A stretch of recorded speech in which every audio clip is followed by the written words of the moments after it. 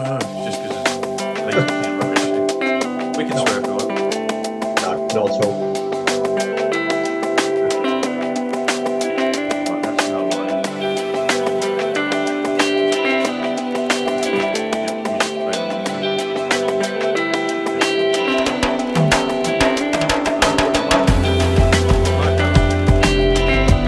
Yes, I have.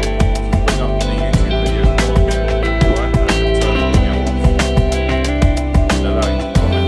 So you can post the comments on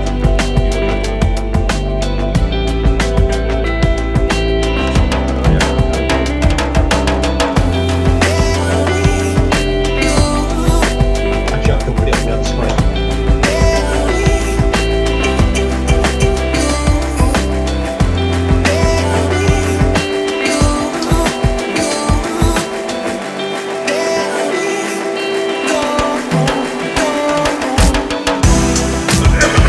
What am I searching for? WESH UK. That's it, yeah.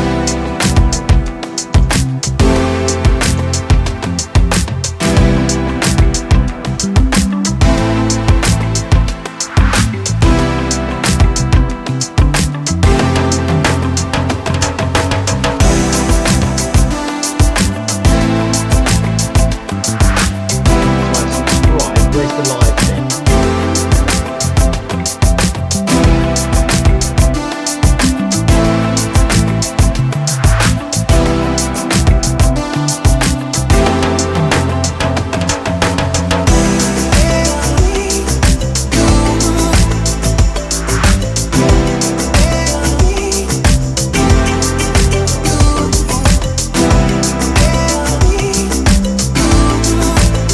Maybe it's the only thing.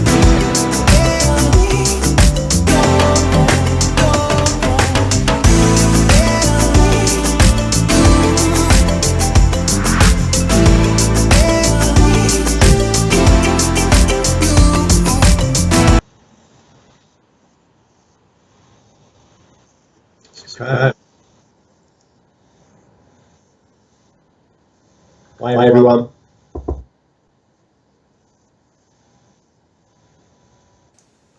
Now the microphones are muted. Hello everyone, say hi if you're watching and you can see us. Hi everyone. Hopefully you can hear us as well. Let me just have a little test that real quick. Hello everyone, say hi if you're watching and you can see us. Hi everyone. Yep, your voice is working on the channel as well. Lovely jubbly. Cool. So there's now 3 people watching. If you're watching, do say hi. Do us a favour. Just post a little comment below in the live chat just to let us know if you can hear us. Trying something very new today. Trying to bring a guest on the show via Skype. So this is a complete first as well. So if Robin's watching, he's probably going to be wetting himself with laughter, waiting for something to go horrendously wrong. Hopefully we've got audio. I know everyone can see us. Tangent Office. Hi Paul and Richard. Hey Chandra. Can you hear us? Hey Chandra, how are you? Hey Chandra. Can you hear us okay?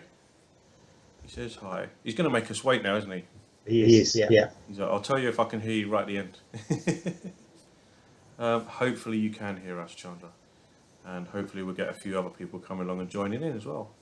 Hopefully you've had a good productive day, Chandra. Not too stressful. I'm just waiting for Chandra to say yes, he can hear us. So that we're not stuck in some time loop of only us being able to hear what we're saying. Yes, I can, loud and clear. Fantastic. Fantastic. So Chandra is now our official sound testing man. Every week at 8 o'clock he's going to come on and let us know if the rest of the world can hear us. A little bit different today. I've grown some electronic leads out of my ears. So I'm having to use Skype today rather than having my wonderful guests in the same room, which is a shame. But today I'm extremely fortunate that an awesome guest who I managed to con into coming onto the show a little while ago has agreed to put up with all this technological nonsense and is joining me remotely from probably some office on a yacht somewhere in April. Absolutely, yes. He's on a Yacht yacht in the somewhere. middle of Kent, which is, yeah. Yeah, it's been raining a lot down here lately, isn't it? It's just a tad. So this evening I'm joined by Paul McCartney. Not the Paul McCartney, unfortunately. One that's slightly better than that. This is the Paul McCartney of eBusiness Coaching. So tell us a little bit about who you are and what you do and what you've been up to, Paul. Okay, so I'm Paul. My business is eBusiness Coaching. Not strictly a coaching company because we do a number of things. We will coach, we'll mentor, and consult in some cases as well. My background was commercial radio for 25 years. As you can see, I've got a great face for radio. Dealing with a lot of small businesses, and my passion is really to help small businesses to make the most of what they've got, which is obviously very challenging at the moment. But I like to differentiate myself in a way that I don't charge fees in the way that most business coaches do. I charge a retainer and then a success fee when we achieve the client's objectives. So I've got a vested interest, if you like, in achieving those objectives on behalf of the client. Why is there feedback? Okay, Chandra's saying there's feedback. This happened last week and I couldn't work out why.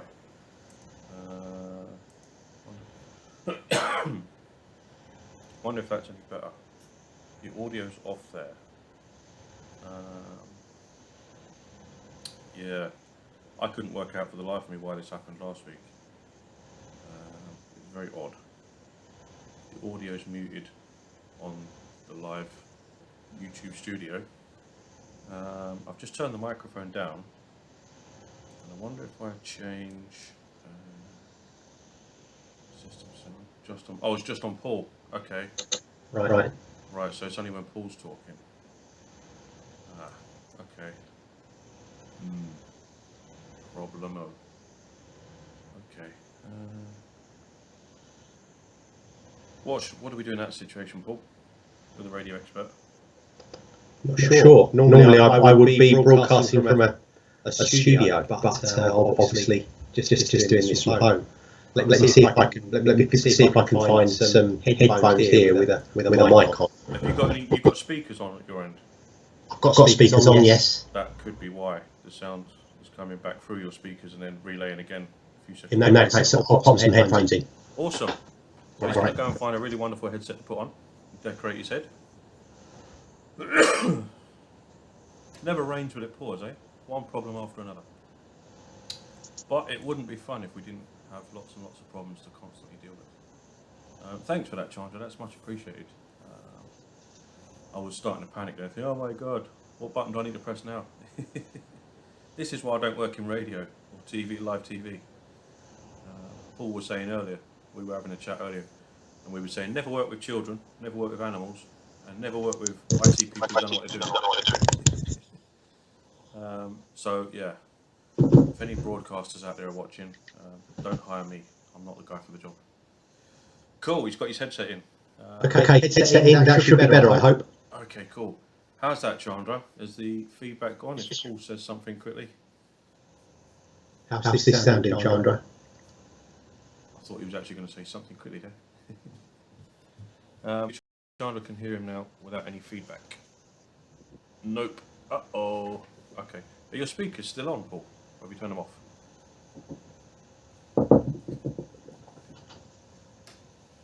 Can you hear me now, Paul? I can. Cool. Are your speakers still on? No, they're not.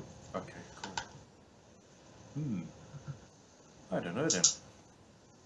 That is a good question. Let me try. YouTube is not receiving enough video to maintain smooth streaming. Viewers will experience buffering. Oh, lovely. YouTube is busy tonight, eh?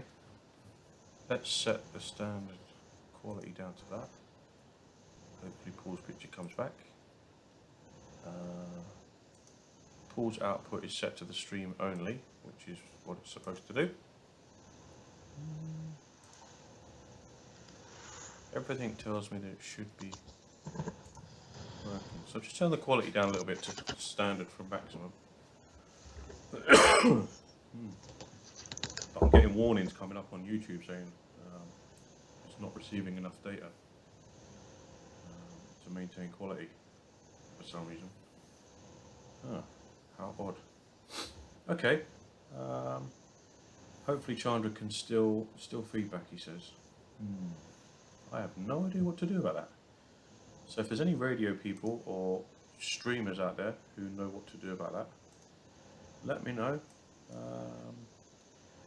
Audio system sound. Let's set. Have you got your default sound in your computer set to your headphones as well, Paul? Yeah. Yes, I have. Cool. Isn't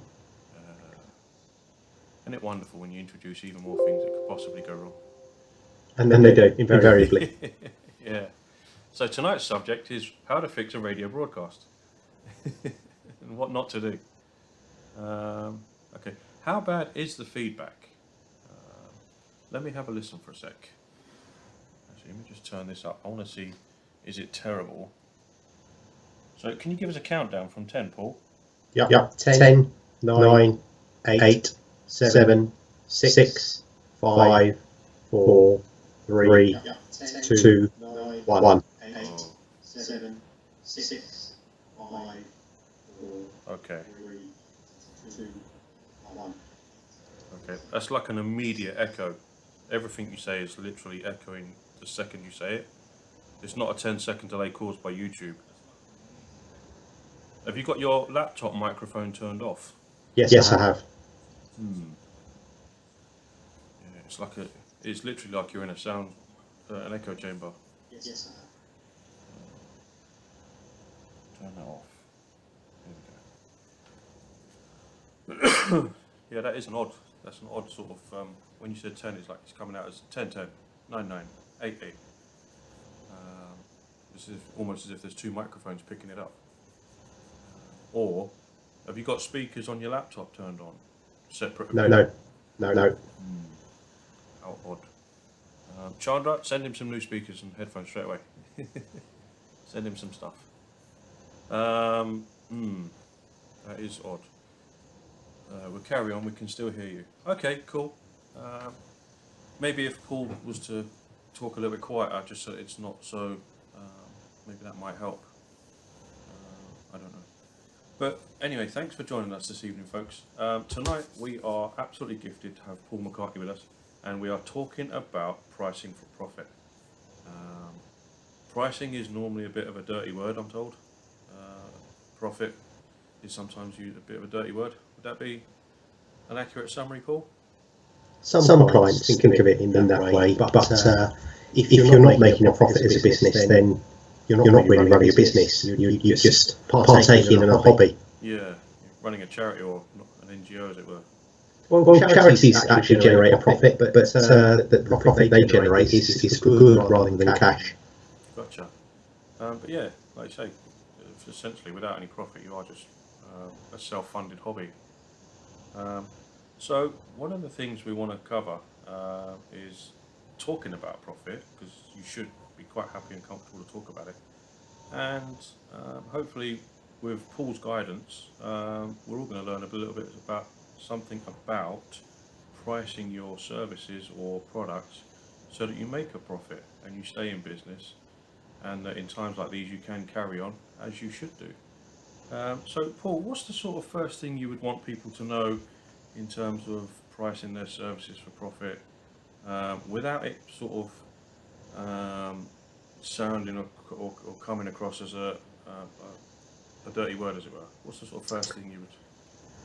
I think the first point is that you've got to examine your overheads. So what are you spending every month? What are you spending to produce the products that you're selling, or to deliver the service that you're providing? So you really need to look at that, and you need to look at your fixed costs, and you need to look at your variable costs, because your fixed costs are there and they're there anyway. Your variable costs are usually related to the production of the products or the delivery of the service, and so they might be called cost of sale. Right. So your fixed costs would be things like your office rent, electricity, utilities, stuff like that. Yes, absolutely. So they're your fixed overheads that you know are going to be going out every month, irrespective of how many people you see, how many products you sell, etc., etc. But that's your starting point. That will really give you that break-even point of every month. So the revenue you need to generate to break even will equal the revenue that is going out of the business, the cash that's going out of the business. Right. So that's the very first thing you need. That's the foundations, if you like, of right. What do I need Absolutely. to make to stay alive as a business? Yeah, and I see a lot of clients who will say to me, well, I've not made a profit on that particular client because it's a lost leader. Lost leaders are only lost leaders if you're actually going to get some profitable business back. Yeah. So lost leaders I don't necessarily agree with. I think a lost leader should at least be a break-even point. You should never be losing money if you're delivering a service or producing a product. It's a very supermarket term though, isn't it, loss leader? Where they get you into the store to buy one product, and while you're there you end up buying 20. Yeah. So it's not really the sort of thing you would use in a service industry, maybe. It's not so common, no? No. And of course, utilities, as Chandra's pointed out, are variable if you're using utilities to produce a product. Yeah. If you're delivering a service, very often they are fixed costs. Okay, so what's on top of that then? When you say variable costs, what sort of things might those sort of include? So the variable costs might be costs out. So when you need to go visit a client to deliver a service, as I do as a coach, then obviously you've got those transport costs, you've got the time around that where you've got to really pay for your time. And just looking at those additional costs that are going to come into play when you're delivering those services. So it might be printing that you're producing to actually leave with the client. It could be any number of things that really are associated with either you visiting or you producing additional products. Gotcha. So things like fuel, your vehicle, maintenance. Absolutely. Yeah. Sort of things. So when you combine those together, how would you? Is there a way you can average out variable costs so that you can get a sort of rough guide of how much you're going to be spending? Well, I generally look at the cost over the year and break it down into 12-month segments, purely and simply because that's the simplest way of doing it. You can look at your expenditure over the year, break it down into 12 monthly costs or 12 monthly units, and it will average itself out obviously over the year. You know, when you think about heating, for instance, you're spending a lot more on heating during the winter than you are in the summer. But if you average out across the year, then you're on track. Yeah, especially if your wife works from your office as well. Correct. So once you've got your foundation costs and your average variables, should we say? Would that be a good way of putting it? Average variables. Yeah. Very variable costs. Yeah. So once you've averaged out your variable costs, what then would you look at to say, okay, right? So I guess that then gives you a new sort of foundation point to aim for, right? That gives you the point that you're aiming to do every month, right? Because you don't want a month where you're losing money. And unfortunately, there are a lot of businesses at the moment who are finding that they're in a position where clients are not trading, and so they're not ordering with them. Yeah. So it's a really difficult situation at the moment where people need to have money in the bank. If they don't have money in the bank, they've got a problem. Yeah. So it's really looking at that as a break-even point every month, and then thinking about the kind of return that you want to get from the business. So what is that profit margin that you need to set? And I had a wise old accountant who once said to me that you need to think about it in three sections. You've got the running costs of the business, the money that you want to take out, and the money that you want to reinvest back into the business. And of course, that's the whole essence of making a profit. If you're making a profit, you're able to pour that back into the business to either improve services or to market the business. Gotcha. That makes a lot of sense. Excuse me. So once you've got your fixed, I almost said fixed variables. This is why I don't do what Paul does. Once you've got your baseline, if you like, of your figure to shoot for each month. Yeah. And you know what you need to do to make money, as it were. What's the first starting point from there? So once you know how much you need to make, what would be the next step progressively on from that? It's thinking about the value you're going to deliver to your clients and how you position yourself in the market to ask for the rates that you're going to ask. because obviously there's a lot of competition out there in most markets, and everyone is charging at different levels. So it's thinking about where you're going to sit in the marketplace and how much you think you can ask a client for the value that you're going to give them. So when thinking about that client, what sort of, as a business owner, who do you shoot at for clients? Well, most businesses, when you look at the clients that you've got, you'll very often find that 80% of your business comes from 20% of your client base. And so thinking about that 20%, who are the businesses that are like them? Who would you like to be working with that are going to be in a position to pay you what you want and get the value from you that you're able to deliver to your existing clients? There's a great story that I told on a number of occasions from an accountant who said to me that he delivers the same service to two separate clients. One of which he charges £500, the other one charges £5,000. The guy who charges £5,000 always thanks him. The guy who is paying £500 is always trying to get him down on price. So it's absolutely. But of course he's probably on quite a tight budget himself. So that's why he's trying to bring the price down. The other chap obviously recognises the value that he's getting for that service. Yeah, just pays for it without question, sort of thing. Yeah. Happy days. So if you were someone like a plumber, for example, or an electrician, or anyone in the building trade, someone who working with a developer who's building new properties might account for 80% of your profit from 20% of your customers in that respect.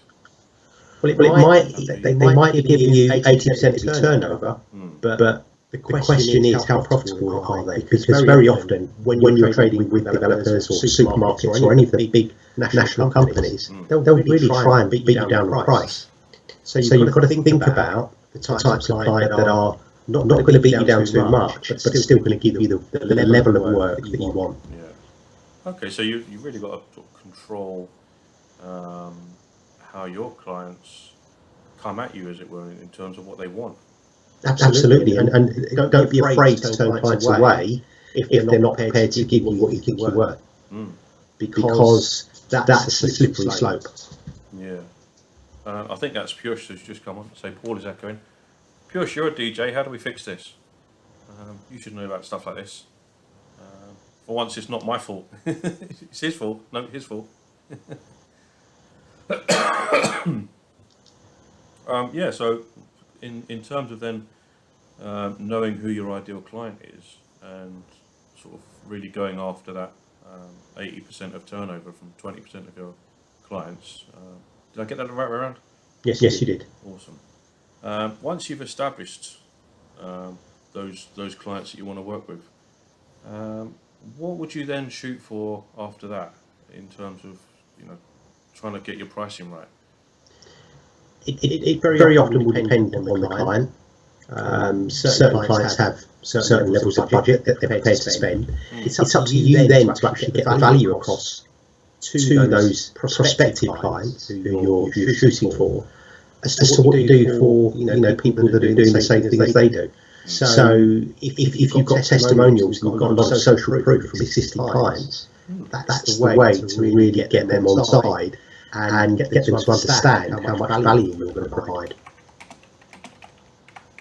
So Piyush is just asking if you've got two microphones switched on. No, it's just the one. Just the one. He'd come around and fix it, but apparently he's not allowed to. Headphones and PC. No, just headphones. Can you see the live chat, Paul? Yes, I can. Cool. Feel free to tell him off, or answer his questions. No, he's just got his headset in. No speakers switched on his laptop, and that can make it difficult to listen to. All right, mate. Bedtime. Nighty night. Sleep well. I know you've had a very busy day today, Piyush. He's a lightweight, isn't he? He can't stay awake. Absolutely not. So, in terms of delivering the value, it's quite important that you identify the correct clients to go after, right? Because you wouldn't want to waste all your time um, shooting for clients who've got no money, or startups who've only got 20 quid in their pocket, as it were. So you'd really want to spend some time, and that's where you're going back to your first point. You'd really need to spend some time identifying who your actual ideal clients really are. Yeah, and you have a lot of that information in your existing client base, because you'll know who they are, you'll know the kind of work that they're doing with you, you'll know the value that you're able to deliver to them, and so it's thinking about going to similar clients to them. I'm a great believer in putting together client avatars, which really outline who the client is. So it's a profile, really, and profiling a client in that way. Do it with psychographics rather than demographics, because psychographics. You've been watching CSI, haven't you?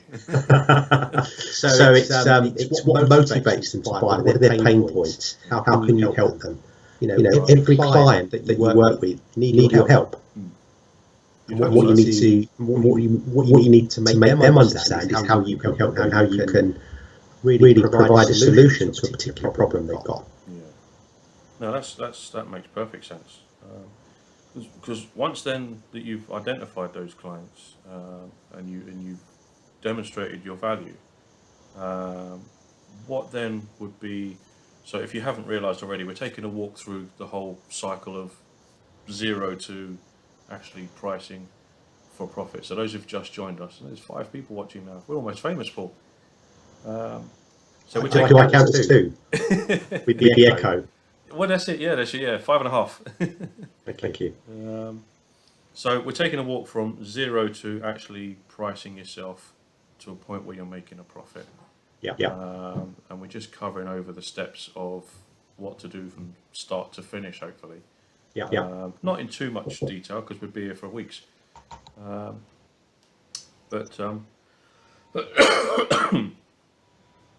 one day I'll get rid of this cough. So once you've identified your ideal client and you've demonstrated and proven your value, and as you mentioned as well, given them the social proof, which I think is quite a good point to put in there as well.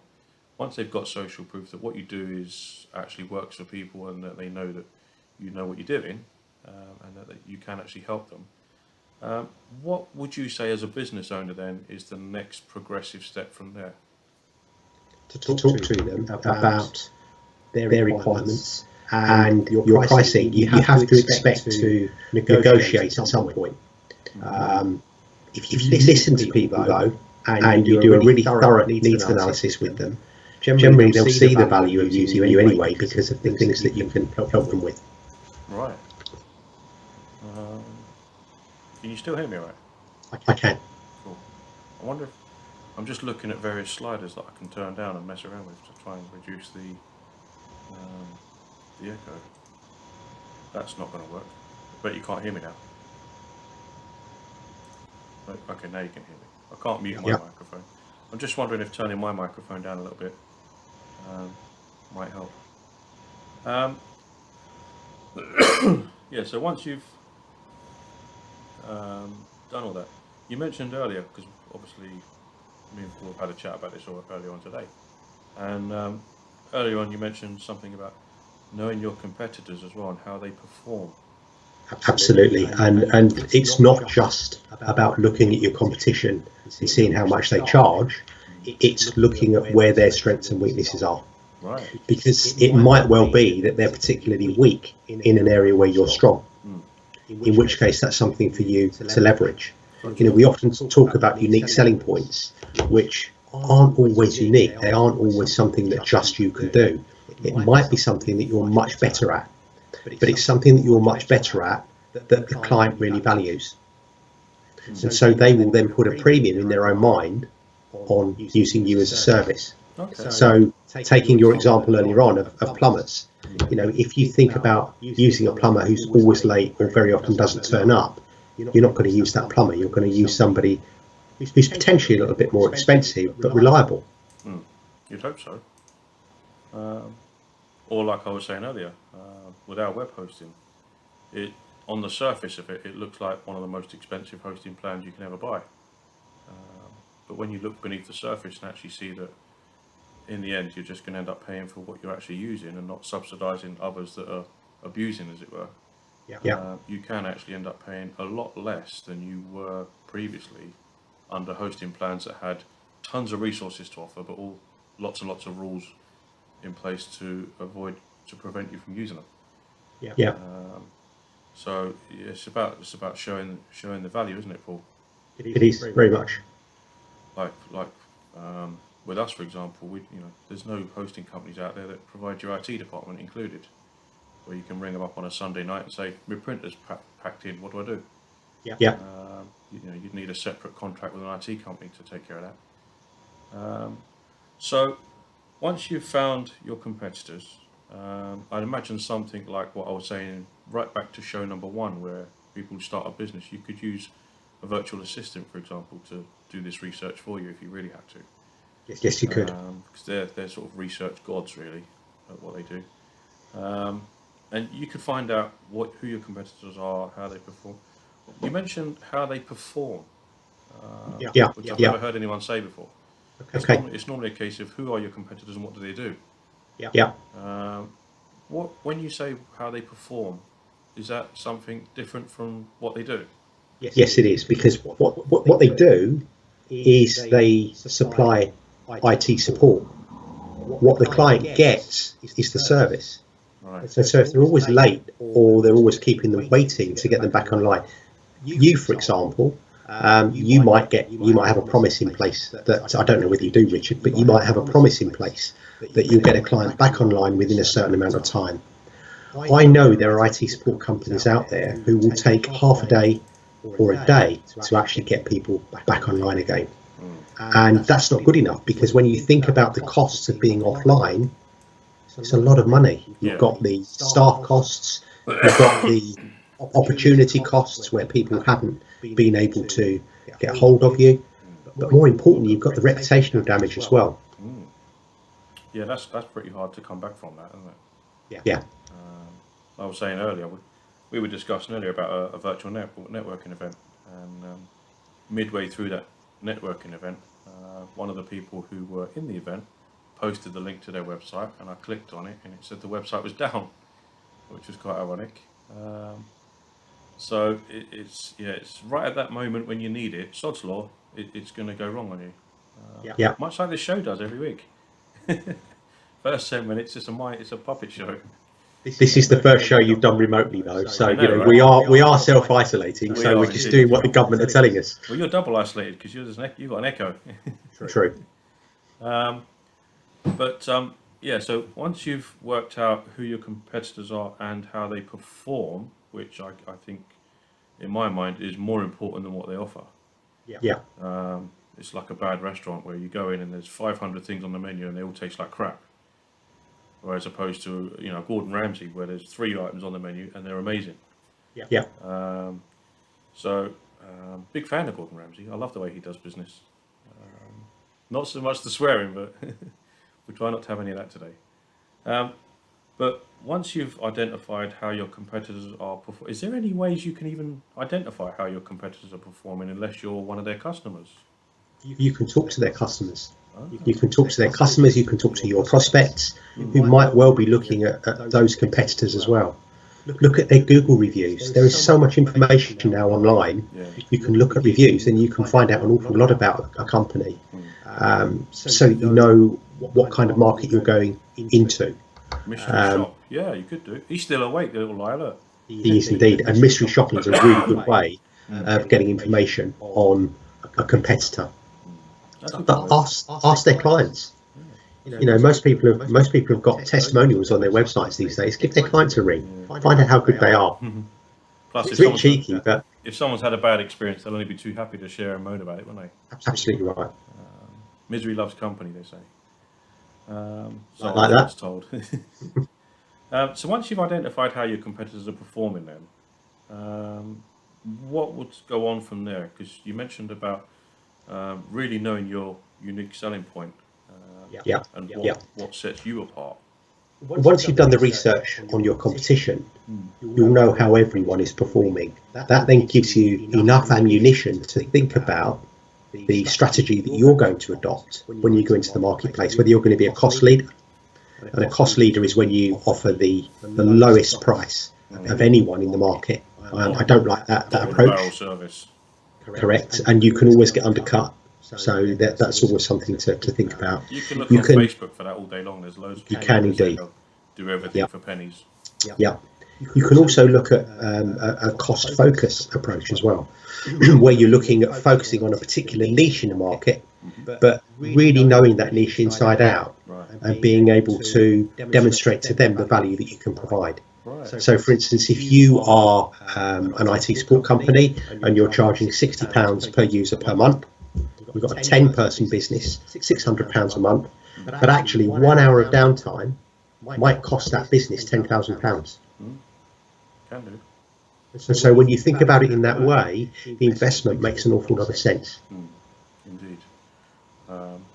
Or like where, for instance, we do a lot of SEO stuff for people as well, but not the hardcore SEO. Just the sort of top level on-page SEO, the sort of stuff that a user doesn't have the time or inclination to want to understand, but not the crazy hardcore stuff like what Amazon are doing. Some of our customers though, that's all they do. They're like hardcore SEO. If you cut them in half, it would say SEO in the middle. Like a rock. Yeah, exactly. And they just live and breathe it. So they're really the niche guys who you were talking about in that respect, where they've zeroed in on just doing one thing and doing it really, really well.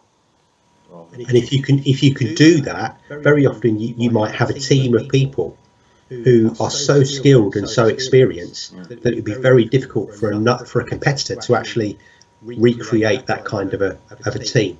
So that's your unique selling point, going out with that experience and really making sure that clients understand that support that they're going to get. It's not just you, it's your team as well. Indeed.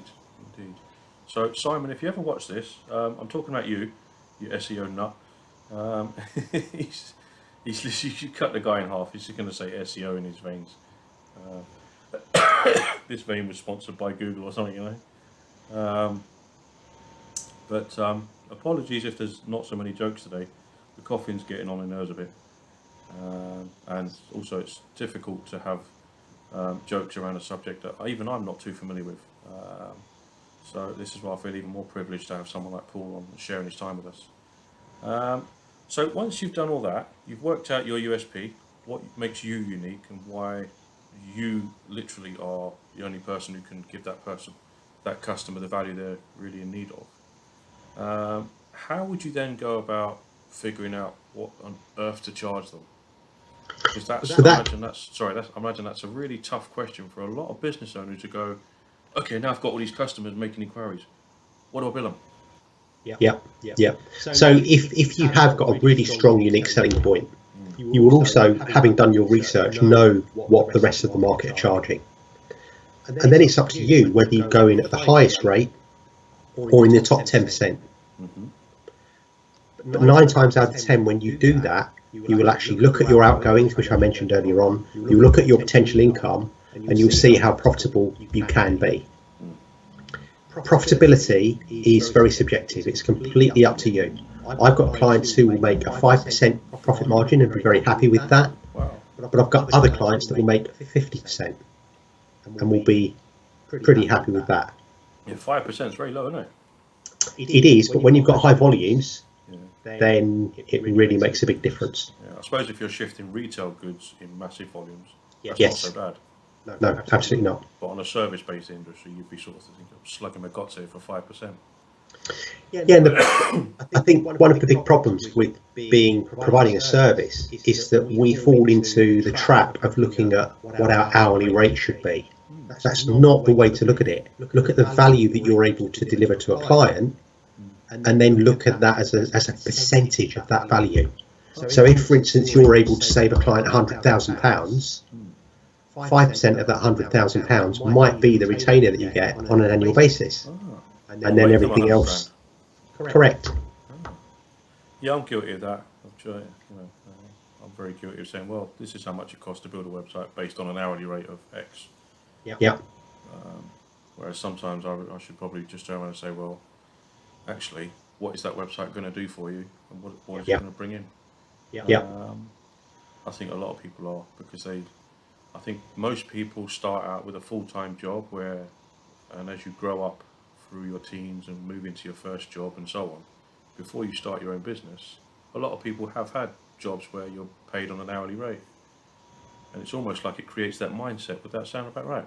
Yes, it would. Yeah, and it is a mindset, but you have to think about the value you're going to deliver. I worked at LBC in the late 80s, the radio station. There were only 2 radio stations at that time in London. And for a 30-second commercial during the breakfast show, £975 for one 30-second commercial. Wow. But we knew we were reaching hundreds of thousands of people, and so the return could be enormous if you got the message right. I was going to say that £900 sounds stupidly cheap. Are they still doing that rate? No. They're probably a lot higher now. Get my credit card out quick. They've got a bigger audience now because they're nationwide. Yeah, some bloke told me you doing adverts for £900. One 30-second, Richard. That's not a campaign. That's one 30-second commercial. Yeah, they'll be like, yeah, that's per second now. Yeah. I don't imagine what radio adverts cost these days. You any idea what they cost now? No idea at all. I know that TV ads are still up in the hundreds of thousands of pounds if you buy into the breaks in Coronation Street, etc. So yeah, you've got to have a big campaign going on to afford that, eh? But again, it's looking at the return on that investment, and that's one of the keys. It's not looking at what you're offering to clients as a cost.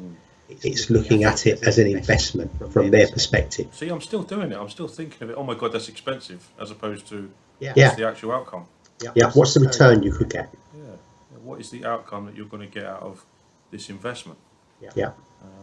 Much like when you buy a decent car, because you know that actually it's not going to break down every few weeks. So you're investing in longevity, as it were. And think about the most expensive cars, some of the most prestigious cars. People will go in, they will pay hundreds of thousands of pounds and be prepared to wait 6 to 9 months for it to be delivered. I know, right? It's painful. I'd be scared to drive it. That's all about positioning. It's how they position themselves in the market so they can charge that high premium and also make people wait for it. Yeah, well, it's the imagine doing that to your clients. Yeah, it's very exclusive products too. Yeah. I wouldn't want to drive one of those, would you? Yes, without a doubt. Yeah. I'd only drive it once, but it wouldn't end well. Not at the moment, because it's not an essential journey. But no. Just look pretty on the driveway. Absolutely. So once you've then got to that point where you've, as a service, for example, as a service-based provider, once you've got out of that mindset of, okay, stop charging per hour, start working out what it's going to cost, how do you then work out what the correct price might be? Because you obviously, I would imagine amongst business owners, there's going to be a fear of charging too much and losing business because of it. So how would you work out? You don't want people to see you as the cheapskate who doesn't do a good job. No. You don't want people to think you're ripping them off. Because there's people doing what I do and what you do who probably charge 5, 6, 7 times more than we do. There's people doing the same thing charging 5, 6, 7 times lower. So how would you actually work out the nuts and bolts of what is the right price to where am I going to fit in? I think it's making it acceptable to the client. So, for instance, a lot of business coaches out there charge a flat fee. What I do is I will charge a retainer plus a success fee. And that success fee is paid when the client achieves their objectives. And so that's seen as me sharing the risk, but it's still me getting a level of income that's acceptable to me. But of course, the client is generating a lot more turnover or a lot more profit based on the help that I'm giving them. Yeah, that's quite a step up, really, isn't it, for most coaches to say, hey, you know what, this is going to be a risk for both of us. I'll share that with you. But if you're confident in the service that you provide, then why wouldn't you do that? And it is quite innovative because there aren't any other coaches out there doing that as far as I know. So I'm quite unique in the marketplace, and I'm glad to say that 9 out of 10 people that I work with pay their success fees because they've achieved their objectives. I thought you There are were always saying one or cats two choose that whiskers, but 9 out of 10 of his clients, their cats eat whiskers. But no, that's quite the that's quite the USP actually, isn't it? yes, it is. Yes. You know, if you're willing to say, hey, look, and I've done that for people before, where I've said, hey, look, bring your website over, don't pay anything for 6 months. If you're happy with it, stick around. Then you'll see the results. Yeah. Within 48 hours, I'll do some testing and show you, and you'll see the results. And if you're not happy, then by all means, carry on where you were before, and we'll just carry on as friends. I think one of the best ways of getting a premium price for the service that you provide is to offer a guarantee. Oh, Skype's going a bit weird. Oh, you still there, Paul? I am. Oh, your picture's gone. You're still there. Oh, you're back. You're back. Okay. I think YouTube's trying to say we've used up our fair share of the internet for one day. Yeah, I think it's overloaded at the moment, isn't it? Which is an issue. I'd say everyone's getting home from work and they're online, but that's not the case. No. They're just online all the time. Yeah. But yeah, like you say, you know, sharing the load and finding a way of providing a guarantee, and it's good as well if you can find a demonstrable way to show that guarantee. Yeah. You know, here's what you've got now. Here's what you're going to get or going to see afterwards. Yeah. And we do it all the time with measuring tools online to show people, look, here's what your website's doing now. It's slow, it's not secure, whatever. Here's one we moved earlier, if you like. And people can actually then see it for themselves. So once you've done that and you've got your ways to guarantee that you can provide that, are there any other ways that you could think of where you could say to someone, well, actually, you know what, if you're not sure about the price, try this? I don't quite understand the question. Do you want to rerun that at me? So earlier on we were talking about this, and Paul mentioned doing split trials, was it? Yeah, A/B testing. There you go, that's the word. Yeah. So A/B testing you can use when you're going out there and talking to different clients, and you can offer different levels of pricing and see which ones are going to be the ones that are taken up. The other, I think, tried and tested way of finding out the level of rate that you can achieve is going out with 3 options on a proposal. So you might, for your web support, you might have option A, which is a basic entry level option. You might have option B, which is a standard option, and level C, which is the premium. Right. Now, psychology will tell you that most people will go for that middle option. Oh. Is that because they feel like they're getting a bit better than the baseline, but they're not being sort of having to cough up too much money? Yeah, absolutely right. Happy days. What about if you only had one product though? Let's say you were just selling one product. Yeah. How would you work out how to price it? Then you might offer that on volume. So if you order up to 50 units, it will cost you X per unit. If you order between 51 and 100 units, it's Y. And if if you order more than 50 units, so your split testing comes then based on volume. So the split testing doesn't happen with each client. It happens with a variation of clients, a number of clients. So you see which clients are more likely to buy at which rate. So that's the important thing to say. And would this be something that you would do regularly, or would you just do it once and then set your prices and move on? Or? If you're just setting your prices at the beginning of doing what you're doing, you will probably use that as a way to tell you where the price level is right in the market. As you get busier and as your volumes increase, then it's up to you what you do.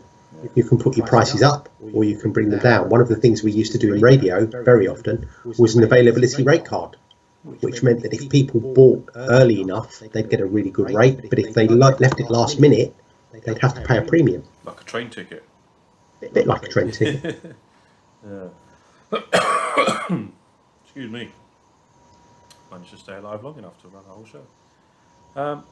Well, that's pretty much the icing on the cake, really. And so if there was, and Susan's not watching tonight because she loves the 5 top tips.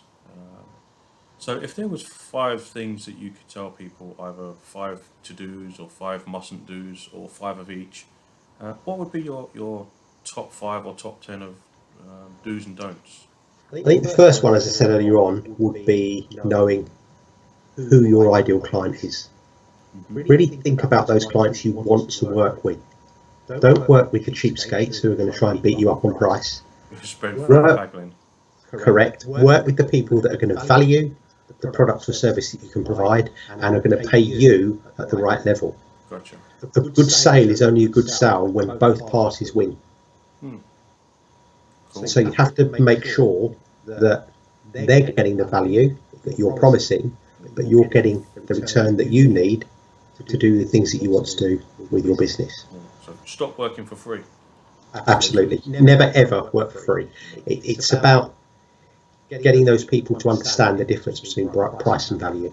It's very If people are buying on price, yes it is. Yeah. People are buying on price, they're always going to try and knock you down. Simple as that. Happy days. Cool. The second thing I would say is knowing your competition. Really know where you sit in the marketplace, what you think you can achieve in terms of the right price level. So you have to do that research into your competition. From that, you'll know what your unique selling point is. So you also need to know what your unique selling point is. What is it that you can do much better than anyone else can do? So would your USP be number 3? Yeah, very much so. Yeah, know what makes you unique, what makes you stand out from the crowd. Understand your wow. Yeah, that very often will cut through the clutter, because if you live in London, for instance, you're being exposed to an average of 3,500 sales messages every day. What? Whether it's on the tubes, whether it's online, whether it's in the free papers that you pick up, whether it's point of sale materials in shops. The latest research shows you're going to be exposed to 3,500 individual sales messages every single No day. wonder we're all on the verge of meltdown. Yeah, so you have to know what your unique selling point is, and you have to know how that unique selling point is going to benefit your ideal client. Yeah. Christ, I didn't even realise that. Yeah. Just walk around with your eyes shut. It's much easier.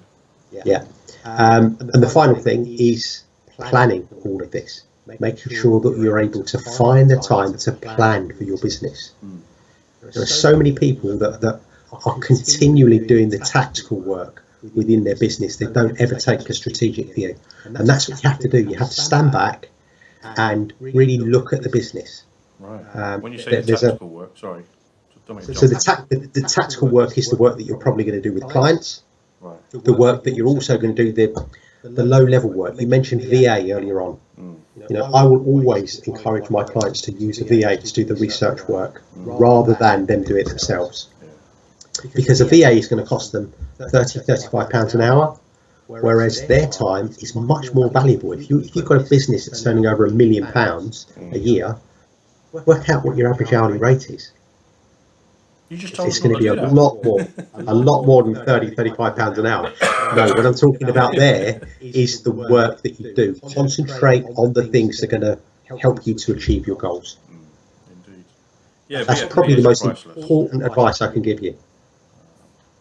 And I've yet to meet a VA that actually made you not like them. No. A lot of them are some amazing people. Yeah. So that pretty much then, was that your 5? Yeah. It was know who you want to be your ideal client, price versus value, Stop counting.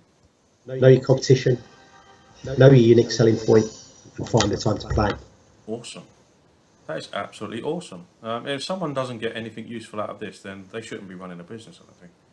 Well, by all means, contact me if there's any clarification you need on anything that I talked about tonight. Yeah, because I'm sure, there's only so much we can squeeze into an hour or 45 minutes, as it were.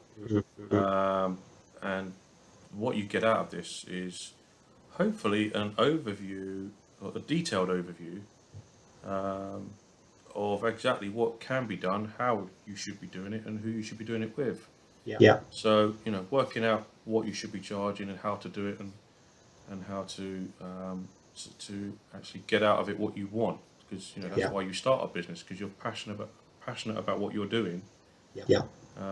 And your reward for that obviously would be whatever your was you at the Bromley where there was nearly 200 people there, and someone said find out what your why is. There was a guy there talking about what's your why do you do what you do. Yeah. My why for me personally is I'd like to be able to buy a brand new minibus cash and use it for the air cadets. Okay. And just ferry cadets around everywhere without them worrying about how they're going to get anywhere. Yeah. So that's my why. My why has always been I've got a passion for helping micro businesses to succeed. Micro businesses are 1 to 10 people working within a business, and they're the guys that really need the help. And I'm getting long in the tooth now. I spent 30 years in commercial radio. I spent 35 years helping small businesses. I've got a lot of knowledge, a lot of experience, and very often that can be pretty useful. Are you trying to suggest that you're nearly old? No, I'm not nearly old. I am old, but I don't care. I don't feel old. That's the main thing. You don't look it. So whatever you're bottling, whatever you're using, mate, you're in That's the good. job.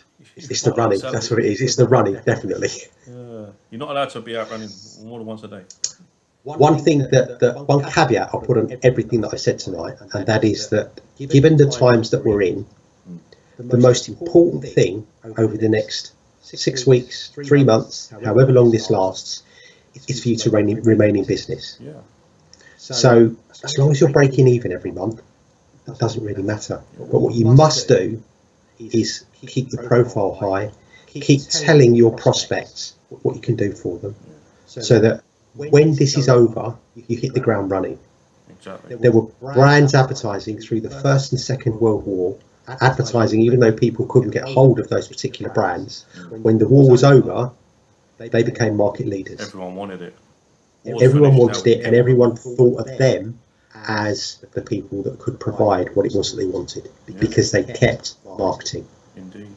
And like Chandra says, it was Simon Sinek that said it, start with the why. Yeah. If you don't understand your why of what you're doing, then how on earth are you going to charge what you're worth and achieve that why, if you like? Yeah. Which are, obviously something that you as a coach would help people with. Absolutely.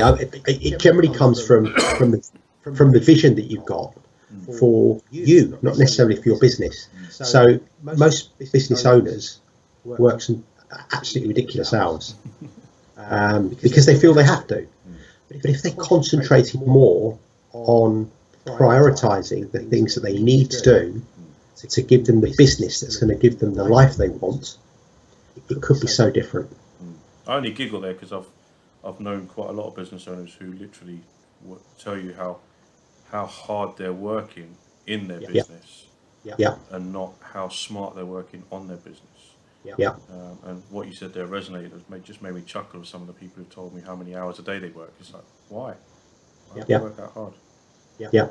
Something's wrong. Well, you've already told us you don't get out of bed until 10 o'clock in the morning. So yeah, but I go to bed at 9:59 a.m. Oh, that's good. That's good.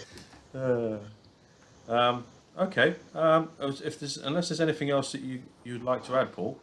No one's asked any questions in the live chat. The echo's probably put them off. Chandra has been an absolute superstar. Thank you for joining us this evening, Chandra. It's been much appreciated. And guys, when you're watching this, don't feel like profit's a dirty word. It's not. It's what It's what drives your why. Without it, you won't have a why ever, and neither will any of your staff. So don't It's not a dirty word. Profiteering is a dirty word. But profit is not a dirty word. It's what drives your why, and it's what gives people like Paul and myself a reason to get our asses out of bed at some point during the day, and do what we absolutely love doing.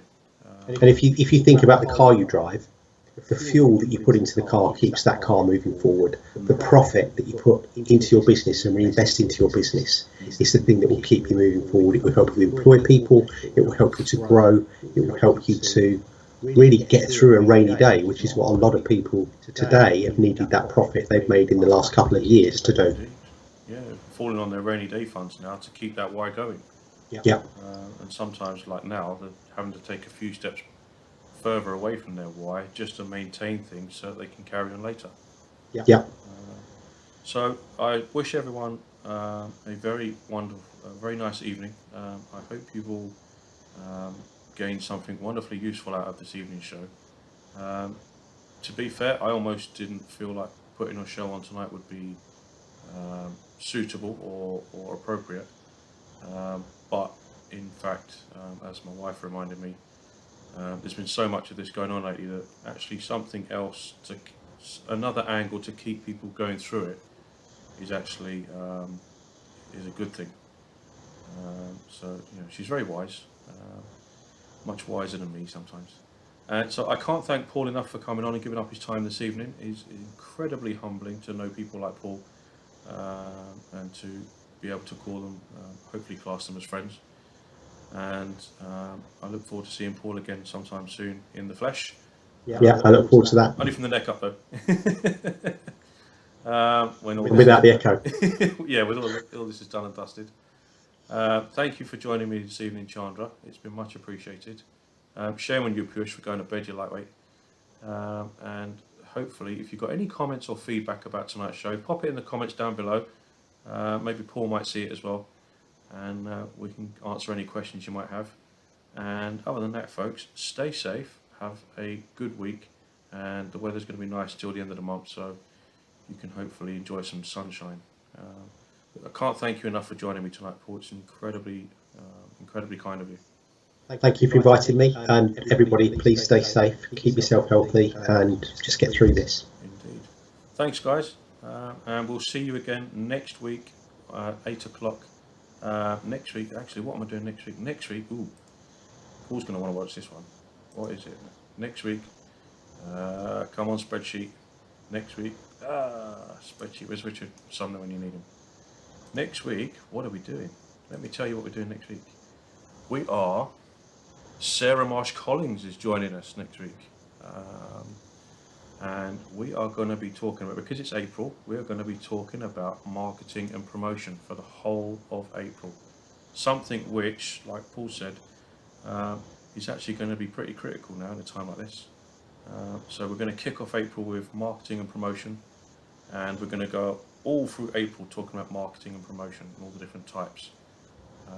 So join me next week with Sarah Marsh Collins. She's wonderful, I've met her, and you couldn't ask for a nicer person. So we'll see you at 8 o'clock next week.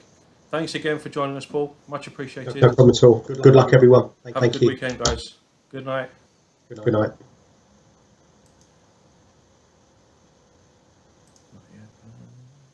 Click on. This is where I do the really glamorous bit where I'm trying to work out which button to click on.